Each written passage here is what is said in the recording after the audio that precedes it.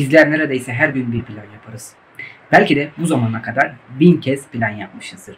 Fakat şu ana baktığımızda bu planların hiçbirine uymuyoruzdur. Belki bugün bu videodan sonra bir plan daha yapacaksın. Ondan sonraki gün bir plan daha yapacaksın. Sonraki gün bir plan daha yapacaksın. Ve bu böyle devam edip gidecek. Yaptığın planların hiçbirine uyamayacaksın. Biliyorum bu konu klişe bir konu. Fakat her nesil bu sıkıntıyı çektiği için bizler de mecburen her sene belki de binlerce kişi bu konu üzerine değiniyor. Fakat bizler hala aynı şeyin sıkıntısını çekiyoruz. Bu videodan sonra gelin bir plan yapalım. Bu sefer dediklerimi iyi dinle ve diyeceklerimi harfi harfine uy. Sen de bu sıkıntıdan kurtul. Ve bu sıkıntının yanında sana çalışma isteğini arttıracak 5 yöntem vereceğim. Ne zaman sıkıntıya düşersen gelip bu videoyu buradan ücretsiz bir şekilde her zaman izleyebilirsin. Şimdi hemen başlayalım. Herhangi bir şey yaparken ya da ders çalışırken tam sıkıldığımız anda kendimize şu soruyu soralım. Ben bu işi neden yapıyorum? Elbet kendine güzel ve motive edici bir cevabın olacaktır. Çünkü hiç kimse hiçbir işi sebepsiz bir yere yapmaz. İnsanın yaptığı her iş mutlaka bir amaca hizmet eder. Birisi size şu arabayı yıka dediğinde sizler kalkıp o arabayı hemen yıkamazsınız. Öncelikle neden diye sorarsınız. Fakat diğer bir kişi bu arabayı yıka, bir hafta gönlünce bu arabayla gezebilirsin dese sizler kalkıp o arabayı hemen yıkarsınız. Hatta sizler o arabayı yıkarken parmaklarınızın buruşması, üstünüzün su olmasının hiçbir önemi yoktur. Onlar sizi sonuca götüren birer etmen olmaya başlarlar.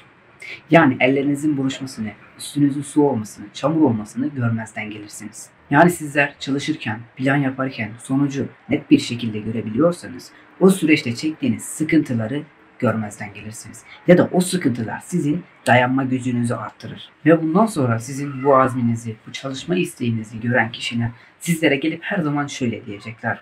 Yahu ne kadar çok çalışıyorsun. Bırak, baksana hayat ne güzel. Git gençliğini yaşa.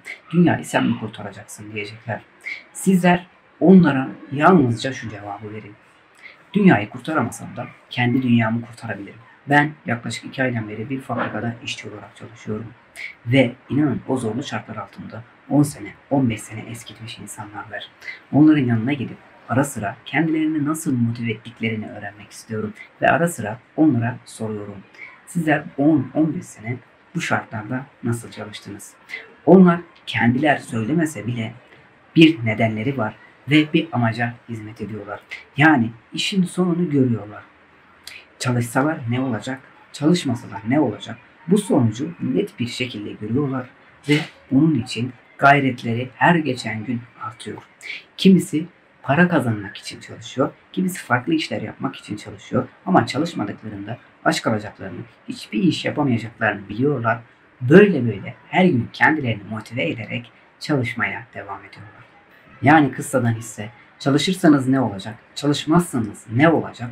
Bu sonuçları her zaman kendinize sorun. İnanın ki sonuç her zaman pozitif olacaktır. Çalışırken çok çabuk sıkılabiliriz. Bu insandan insana göre değişir bence. Birisi 5 saat çalışır yetinmez. Birisi 1 saat çalışır hemen her şeyi bir kenara bırakır.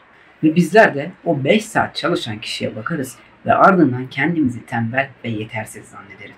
Aslına bakarsak bizler tembel değiliz. Kendimizi tembelliğe itiyoruz. Buna örnek verecek olursak sizler herhangi bir işe gittiğinizde en azami 8 saat boyunca çalışmak zorundasınız. Ve orada belki de hiç durmadan 8 saat boyunca çalışabiliyorsunuz. Sizce de siz tembel misiniz? Yani bizler zorda kaldığımızda 1 saatten hemen 8 saate çıkabiliyoruz. Bunu bize az önceki örnek gösterdi. Ama bizler nedense başkası için 8 saat çalışırız. Kendimiz için 1 saate bile tembellik ederiz. Bunun sebebi az önce bahsettiğimiz sebep ve sonuç ilişkisidir. Bizler kendimiz için çalışırken niçin çalıştığımızın bir türlü farkına varamıyoruz. Oysa her gün o iş yerine giderek 8 saat boyunca patronumuzu daha zengin yapmaya çalışıyoruz. Oysa kendimizi zengin etmek için sürekli eleniyoruz, üşeniyoruz. Sizce de bu çok acı bir durum değil mi? Bizleri bir arkadaşımız gezmek için veya orada burada boş boş dolanmak için arasa ona hemen koşarak gidiyoruz. Fakat bir arkadaşımız bir proje için ya da bir ders çalışmak için aradığında bizler telefona dahi bakmaya üşeniyoruz. Yani bizlerin her şeye hareket gücü varken nedense bu durum derse gelince sıfıra iniyor. Bunun sebebi ise bizler eylem gerektirmeyen her işi kendimize benimsediğimiz için eylem gerektiren işler bizlere her zaman zor geliyor. Acaba hangimiz her gün yemek yiyebilmek için bir sayfa yazı yazar? Yani her gün bir öğün yemeği yiyebilmek için bizlerden birisi çıkıp bir sayfa yazı istese, eminim ki içimizde bu yazıyı yazmayıp açlıktan ölmeyi tercih edecek insanlar vardır. Yani biz de zihnimizi yoracak her türlü işten kaçmaya çalışıyoruz. Zihnimizle yatmaya alışınca tembellik bizim dostumuz oluyor. Temizlik insan için olmazsa olmazdır bence. Burada değineceğim iki temizlik var. Birincisi medya temizliği. Bizler ne olursa olsun istesek de istemesek de medyadan bir şekilde etkileniyoruz. Ya izlediğimiz herhangi bir videodaki kişi olmaya çalışıyoruz ya da dinlediğimiz müzikteki kişi olmaya çalışıyoruz. Bunlar yararlı şeyler ise sıkıntı yok ama zararlı şeyler ise sıkıntı büyük olur. Yani sizler en yakın arkadaşınız olan telefonunuzu öyle yararlı şeylerle doldurun ki bunlar sizin için ileride artı duruma dönüşsünler. İkincisi arkadaş temizliği. Her gün herkese anlatmasına rağmen bizler yine haberlerde ya da sosyal medyada görüyoruz. 18 yaşında arkadaş kurbanı olan genç uyuşturucudan hayatını kaybetti diye. Şunu unutmayın ki arkadaşlarınız ne kadar kaliteliyse sizler de o kadar kalitelisiniz demektir. Bu durumun zıttı asla görülmez. Ve bence arkadaş temizliği burada anlattığım bütün yöntemlerin ana teması.